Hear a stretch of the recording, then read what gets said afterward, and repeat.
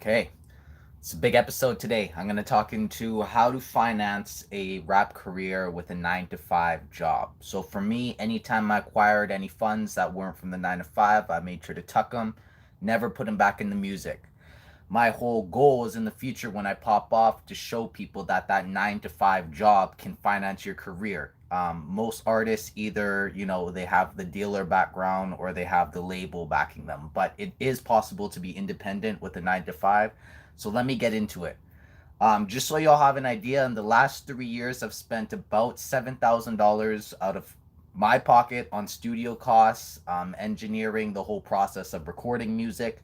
So it's not a cheap game to get into, and it's a game where, like, I would spend most of my money when I first started living in a basement suite for $500, and then anytime I got a check, half of that would go into rent, half of that would go into music. There are some nights where instead of a dinner, I would use that money towards advertising fees or marketing fees. It's kind of the sacrifice you have to make in the game. You're gonna have to be with roommates unless you have like a parent that's backing you or something, or like a girlfriend. It's one of those really tough things to do. But I would say the number one thing to do with the 9 to 5, you need a cheap spot to live. You need to live off cheap food. Can't be partying all the time. You can't be going out all the time because there's just no money for it. Over the last 3 years, like I rarely go out to parties or clubs unless it's a matter of me performing there because all my money goes back into the music. And for example, over the last year, every month I've been putting in $1,000 to $1,500 just in advertising costs for Spotify, Instagram, and YouTube.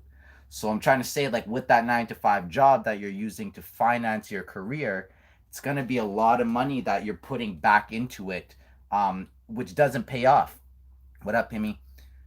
Which doesn't pay off right away. So it's a fucking pain in the ass when you're getting a check for, let's say, $1,500 and your rent's $500 and you're putting, let's say, $800 back into the music. But that's a sacrifice it takes. Like, my advice to a lot of artists are you willing to do this for free for 10 years before you pop off?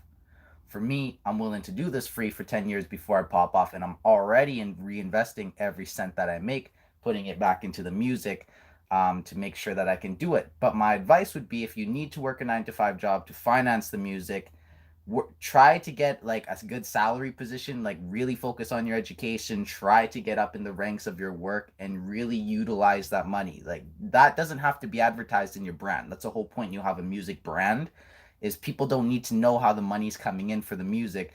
They just need to know how you are growing as an artist. And to grow as an artist takes a lot of time through organic reach, through DMing a fuck ton of people. I DM about 100 people a day. Um, Now, because of this whole COVID thing, I'm investing about $500 to $800 a month into the music. But like, where do those finances come from? So that's the big question. So, and then there's your label costs. Like, you have to be really smart. So when you're working a 9 to 5, you don't have the money to shoot a high budget music video. You don't have the money to shoot a photo shoot. You don't have the money to market with an agency.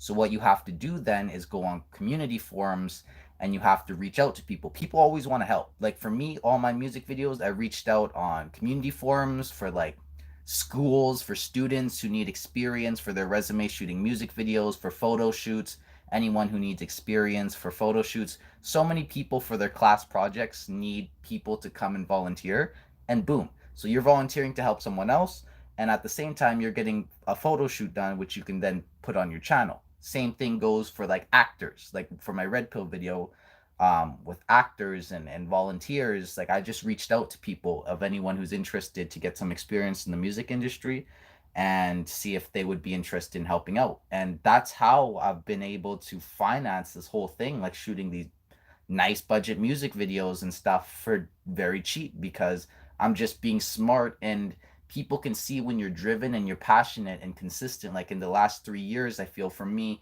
consistency has been the biggest thing, but it also, the energy will come off onto people. People will see that you're dedicated, that you're consistent, that you're really fucking focused in this craft, and that energy will come off and they want to be a part of that. People always want to be a part of something when they can feel that it's something personal to you. Um, So that's my quick little video of how to finance a career off a 9 to 5. Make sure you're being smart with your money, you're reinvesting your money. It's going to be a miserable time for a long period because you're going to be in the dirt.